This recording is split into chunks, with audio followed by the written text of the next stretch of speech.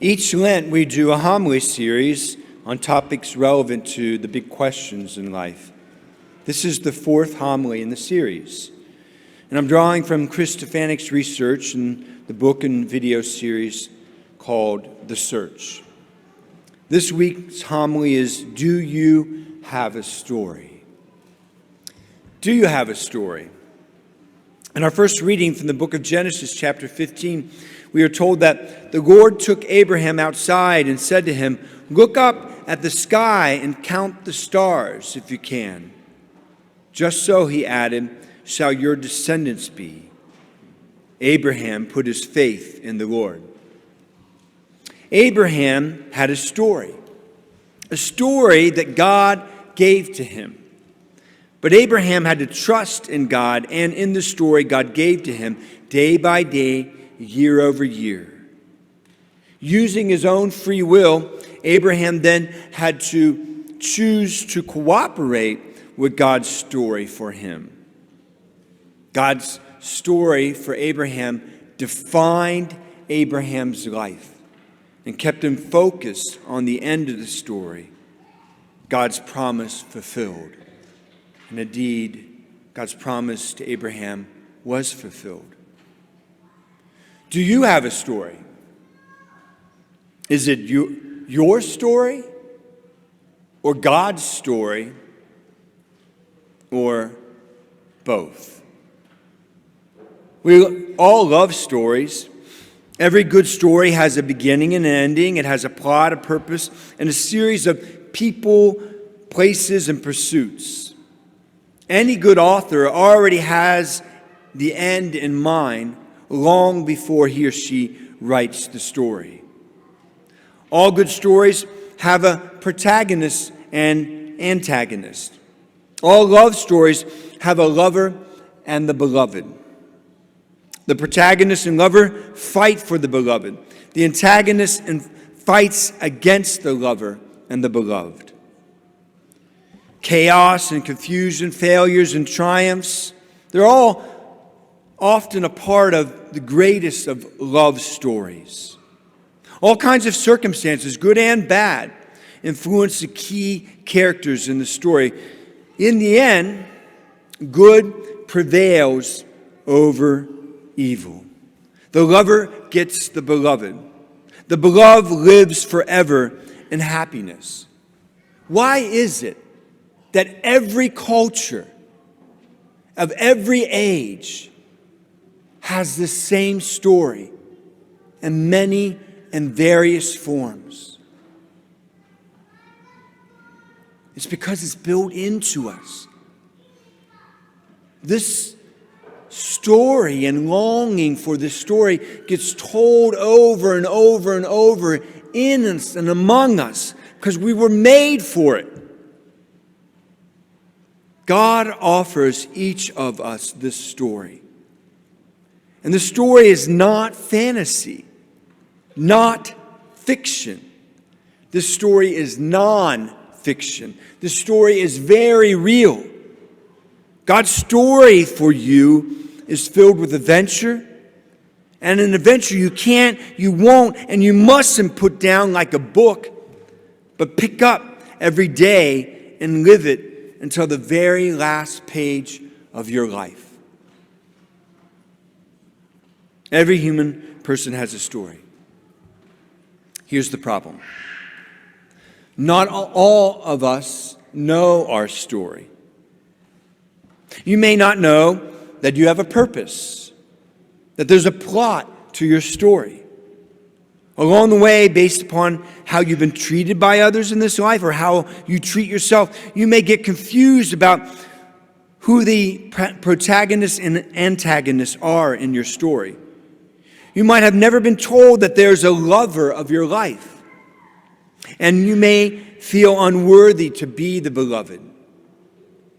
Having been taught that you should only live for yourself and only in the moment, you may not see the big picture of your life. Not living with the end in mind, you may get lost along the way. What to do with this when you don't know your story? Well, my friends, the first step in knowing and living your story is simply to acknowledge that you are not the author of your story. Someone else is the author of your story. As we learned in the two previous homilies in this series, nothing produces nothing. Yet, space and time and all that exists within it, including you, exist. Thus, before you existed, before time and space existed, someone with the necessary infinite intelligence, infinite will, and infinite love at the moment of creation of the universe thought of you. And over the eons of time and vastness of space, loved you into being. Thus, someone who is God is the author of your story. Thus, if you want to know your story, the purpose of your story, the plot you are to follow in this life, the lover who loves you as his beloved, and if you're willing to use your freedom to discover and to choose and to live this story, God will lead you to the fulfillment of your existence. You need only know the author of your story. And like Abraham, be willing to have faith in him, trust in him, to love him and follow him as he leads you through the story of your life to the promise fulfilled on the final page of your life. What an adventure it is along the way. Where to begin the search for your story? And begin with the author, God, revealing himself to you as his beloved. Begin with a big story that gives story to every human life. Begin with a story God creates and shares with all of us from the pages of the Bible. In the Bible, you learn something absolutely essential about yourself by learning something absolutely essential about the nature of God. And here it is. God is love. For love to be loved, there needs to be a lover and a beloved, and the love between them. True to the nature of love, and therefore God's nature, God is in fact lover, the Father, the beloved, the Son, and love itself, the Holy Spirit. God is Trinity. Three persons in love, eternally giving love, eternally receiving love, eternally exchanging love, eternally creating, which is love in action. And this is where you come in. God created you in an act of love. God is your lover. You are his beloved. In all of your life, you are called upon to use your freedom to receive love from God, but also to give love to God, to mutual exchange between you and God love. Then, from your story of love, you are called upon to make decisions and take actions to create love and give life to everyone else within your story. Let's look at the first book in the Bible, Genesis. First among 73 books. They all are telling the same story. What is God doing here in Genesis? Being God. God the Father, Son, and Holy Spirit, in an almost countless series of acts of love, creates. Moses, the author of the book of Genesis, tells us that God creates light from darkness, the stars and planets, our planet. God creates fish in the sea, animals on the land, birds in the air. Finally, God creates creatures made in his image and likeness. Male and female, he creates them. As he creates, everything he creates, God calls good. And when he creates us, he calls us very good. So God is the author of all that is good. We were created good by a good God. This begs the question, what about evil? Where did evil come from? Who created it? The simple answer that many of us don't want to hear, evil is not from God. Evil is from us, his creatures. We don't want to acknowledge this because this means you, me, we are responsible for doing something about the evil that we brought into the world while we are in the world. The injustices, the hunger, the economic inequities, the violent crimes, the wars, the sin in its many and varied forms out there in the world and inside our own hearts. It is much easier, we think, to simply blame God. Then when God doesn't do what we think when God doesn't do what we are supposed to do, put an end to evil in this world while we're in it, it is then so much easier for us to dismiss belief in God so that we can continue to do whatever we want to do with our lives. That's the way a lot of us think. The deep truths God teaches us about Adam and Eve in the garden in Genesis is the story of love. However, for love to be love must be free. Therein lies the problem. From our first parents to you and I to this day, we have the freedom to choose God and the freedom not to choose God. God is our greatest good.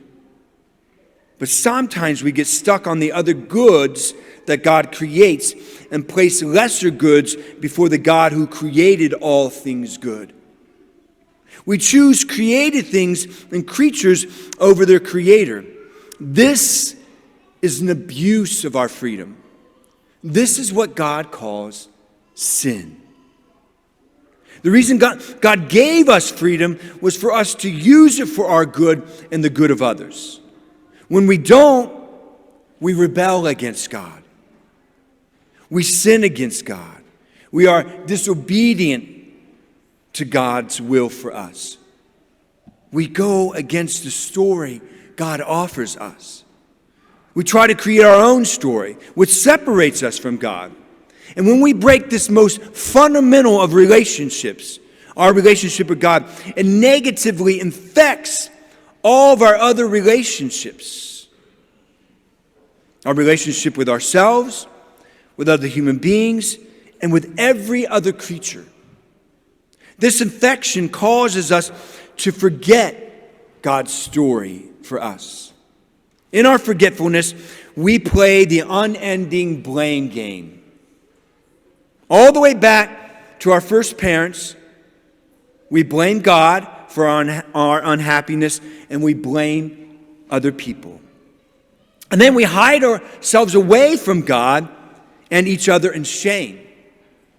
And then when we get tired of shame, we even go as far as to try to pretend that what we have done and what we are doing, writing our own story, is not bad, but good. Thus, we twist and pervert the foundational truth of the author of our human story, which then only perpetuates our unhappiness. And the irony is, in the midst of all this, we're actually trying to find happiness. All of this leads to evil. The creation of evil and the spread of evil. Evil is on us, not on God. Here's an important part of the big story. We no longer live in the world God created. We now live in the world we have made of the world God created. God created a good world. Therefore, when someone asks why an all-good God created evil, they're asking the wrong question. The right question is, why did human beings create evil? We create evil for a host of reasons. Because we want something other than God, other than the good of God. In our brokenness and confusion, in our selfishness and greed, in our lack of trust in God's goodness, we suspect wrongly that there is something more than what God can offer us. And we grasp at this more only to spend our entire lives grasping and never really, truly receiving the life God has always wanted to give us. The result of evil in eternity is separation from our purpose in life. Eternal separation from the love that created us. And it is a choice that each of us has the power to make. And once we make it and live it, in the end, it is irrevocable. Hell is irrevocable. Conversely, heaven in eternity is union with the love that created us. And it is gained by living out the purpose for which God created us. We have the power, the freedom, by the way we live our lives, either in union with God's story for us or choosing to live out our own story to accept it or reject it. Can you imagine a person rejecting heaven? Happens every day. The problem of evil is something that God then spends the whole big biblical story working out. The eternal consequences of it.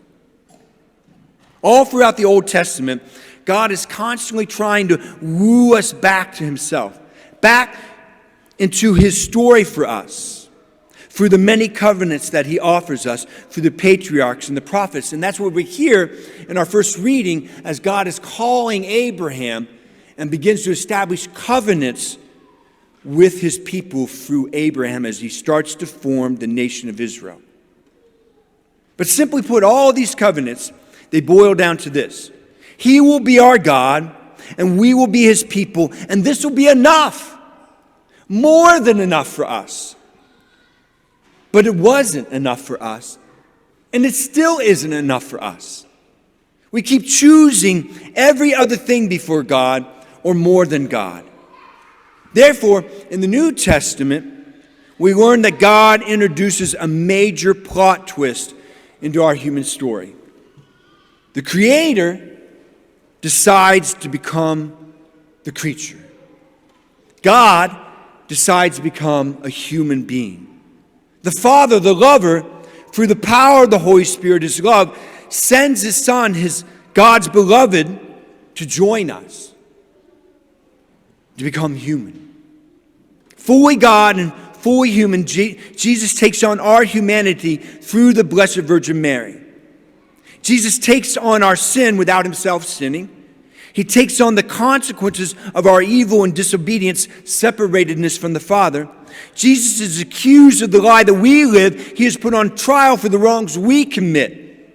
He suffers for us, dies for us, and then through the greatest love in the universe and eternity, the lover resurrects his beloved Son, and thereby gives each of us, his beloved sons and daughters, who share now humanity with Jesus, the opportunity and hope to redeem our human story, so that we can once again live the story God creates for us and be with God in time and be happy with God forever in heaven.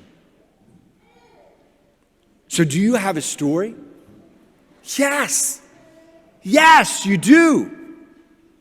It is a story that God has written for you from the beginning of time and space. However, because we all try to take control of our own story, God's Son, Jesus Christ, offers to redeem your story, so that your story can once again live out its purpose.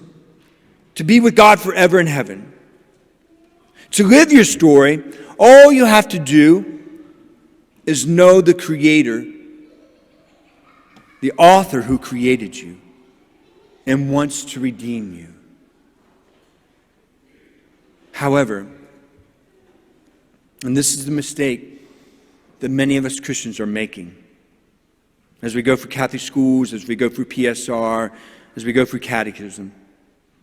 Knowing the author, knowing the lover of your life isn't just knowing information about God or the big biblical story or the truths God passes on to us through His church.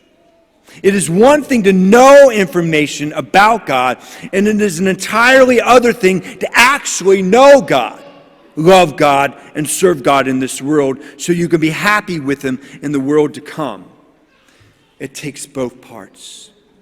We have to know Him and rightly know Him, but then we have to know Him here in the heart and in our relationships. In fact, the more and more you come to know and love and follow Him in every part of your story, including the parts of your life you would rather that He not enter into, the more you will actually begin to be attracted to what He is attracted to long for what He longs for.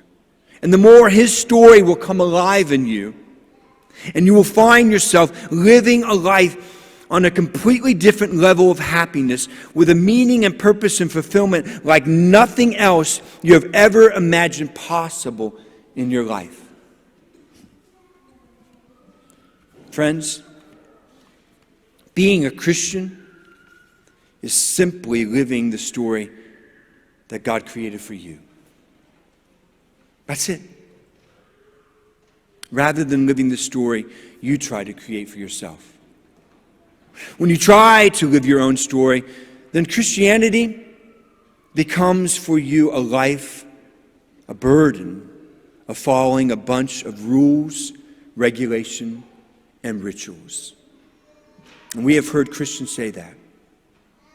I'm not a religious person because of all the rules, regulations, and rituals. Follow this. Being a Christian is about giving yourself totally over to the lover of you, being His beloved, and living in the everyday reality of God's love story for you. If you pull out the love story, what are you left with? A to-do list. And that's what religion becomes. A to-do list. Follow this. If a husband forgets his love story with his life, if he slowly, over time, he lets his love for his wife drift away, and then he sets his heart on all sorts of other things in this life, what is he left with in his relationship with his wife? He is left with a to-do list. And his wife is a ball and chain. Right? A burden. A whole lot of expectations, obligations, and demands upon his already busy schedule, and very little motivation to truly then love his wife. If we are in a love story with God, then our Christian faith will never be reduced to a to-do list of do's and don'ts. That won't be our focus. To be a Christian is to be and to live as His beloved. It is about living a life remembering that God is the author of your life, the lover of your soul, mind, and body, your greatest lover. Indeed, you have a story as a Christian. And your story has been given to you by God. It has a purpose, a plot, a protagonist. It is a love story. And the promises made to you by God in your story, they will all come to fulfillment by the end of your story. And what a life up to that.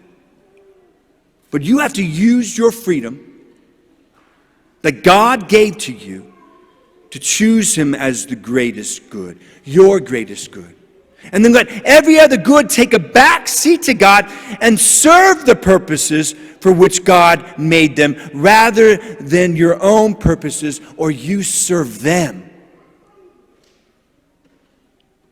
As you live out God's story for you, you will live out the greatest adventure that you could ever imagine possible in this life. And you will find an even greater adventure in eternity with God in all of redeemed creation. Along the way, then, to heaven, God will bring so many other people into your life and call upon you to help them remember they have a story too. One that can lead to the God who created them to be with Him also forever in heaven. You have a story. Live it well.